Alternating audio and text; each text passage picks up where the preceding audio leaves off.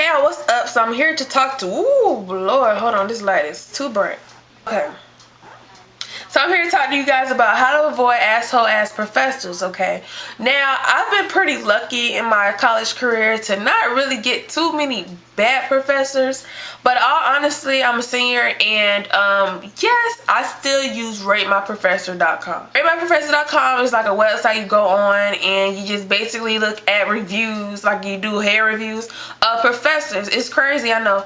I was introduced to this as a freshman. I'm sure many freshmen will be introduced to this website. It's also another website. I can't remember the name. If you know what I'm talking about, it's like credentials or like legal reviews, like from the state of professors. If you're that serious about your education, you can look on there also. I don't know, it's opinion.com. It was some website that has like the background of professor, their work history, their suspension history, their teaching abilities, of what level they can teach in the specific areas they taught at, the degrees they got. It's like specific stuff. But I can't remember that website because y'all honestly, Rate My Professor tells me yes or no. Now, no, when you go on there now, don't think that you're gonna get the world's best professor, because it's gonna be something wrong with them. And a lot of times, like, I've been on there before. Like me, I'm not a lazy worker. I do my work. I enjoy school. Sometimes it's a headache, but I mean, college isn't supposed to be easy. So honestly, when you go on there and you see like a sad face or something like, don't take him, stay away, you know what I'm saying, you gotta consider the type of person who wrote that. Because a lot of professors, actually about 4 of them that are on there, a lot of people gave them like neutral ratings because either, oh, one girl was like, he gives entirely too much homework and entirely too many notes. Bitch, what the fuck you in school for? To sit there and go to sleep? Does college hoe? What you want to just sit there and watch movies all day? This ain't elementary school.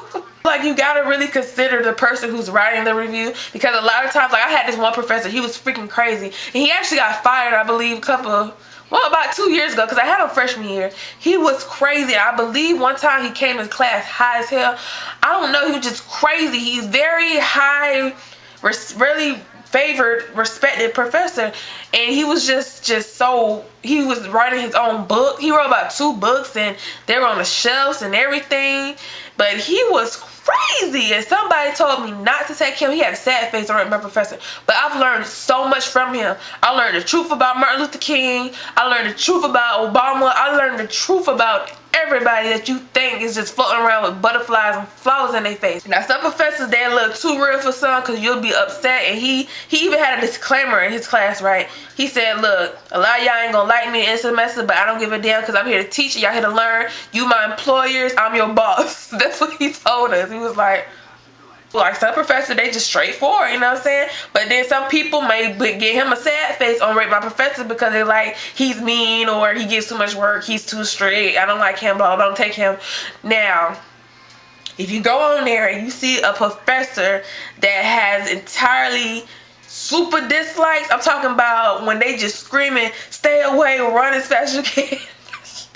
Don't take them. I'm telling you, failed me. I've got stuck with somebody after the fact, because sometimes when you get your class, especially at FAMU, and you done did your financial aid wrong or something, or your verification form ain't processed right or something, you get stuck with who you get stuck with. And as soon as that hole get on your account, you can't move it. Sometimes they'll take it off for you for like a week to get your classes. Sometimes they don't give a damn, they'll leave it on there. So you get stuck with the professors until a drop comes up the week later. So I got stuck with this professor after the fact. He didn't speak no English. He was straight from Africa. Like, he was straight from Africa. Like, the man wore, what's them things called? Not a turban, but he wore some, he wasn't Muslim. He just very African, okay? African. And he didn't hate, but he disliked Americans a little bit. I just got that vibe from him. He gave me a D. Damn asshole. He gave me a D. And he didn't know how to read. So, like, most of the math teachers, like, in any school, most of them be foreign or not American. Most of them. I only had one African American lady math teacher, and that was a freaking algebra class. So it's like all the crazy stuff like theories and calculus be somebody from somewhere else, not here. So I got stuck with him. I got a D, and then after the fact, it was like, this, don't take him, run as fast as you can. So make sure you pay attention sometimes to stuff like that. And later on, I think think he tried to sue the website. A lot of professors try to sue the website for was it deframing their character or something. Like, it's really funny, but I hope they don't get rid of that website because I'm almost done with school. I'm gonna need at least one more semester so I can pick my classes. And don't always go by it. Sometimes it's very biased, and you have to make sure you look at the dates too, because sometimes you have like a professor that somebody rated in 2009, but I've had professors change their whole entire syllabus in a semester. So you going based off of somebody's who had him 2009 who graduated, and you just coming in was it 2012? It's 2012, you just coming in. So all those years that you missed having him, he could be a whole different person. I know one professor I had was pregnant. She was freaking crazy. I mean, she was so cranky every day. Like, she cussed me out for no reason. And then as soon as she had her baby, it was like, hi. She gave everybody A's. She was saying hi. So a lot of professors change. I mean, they're normal people like us, so they have personal lives. So you can't always go about off rate my professor, but that's the best way to avoid asshole teachers and professors.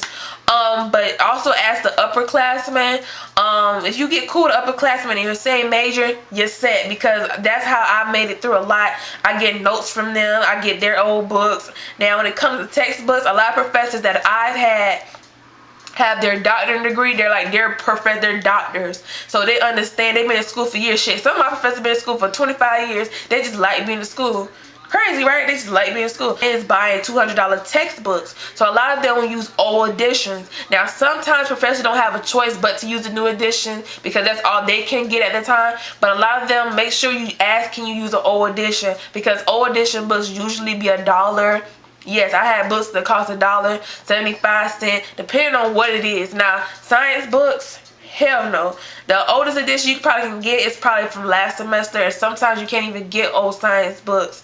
And those science books are usually like $200, $300 plus dollars.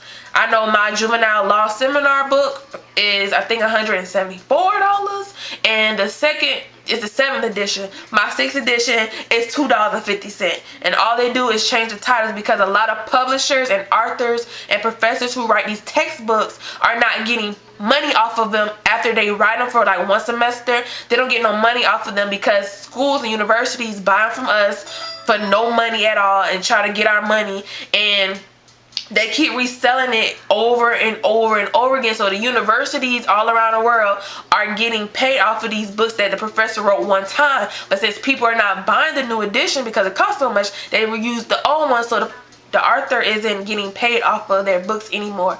So that's why it's kind of good to get professors to see if they let you use old books, because authors are trying to get money. It takes a lot to write those books, so they try to just put new editions out. And a lot of times all they do is change 3 or 4 sentences in each chapter and call it a new book and put a price tag on it. So just watch out for that, and good luck with your classes. I just started my summer classes, and any questions about college or something that you want to know specifically, like books and stuff, let me know and I'll holler at y'all.